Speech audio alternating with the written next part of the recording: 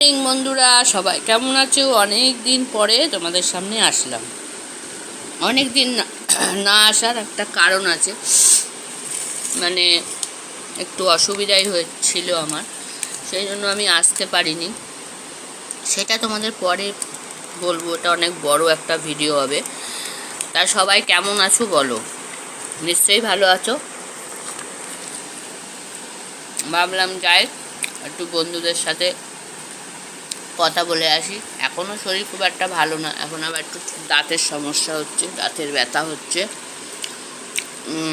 যাই হোক, মোটামুটি ঠিক আছি। এখন এই খেতে বসলাম, সকালবেলা টিফিন করছি। দেখো, সকালে টিফিন করছি ভাত ভাত আর কুচরি ভাজা, এই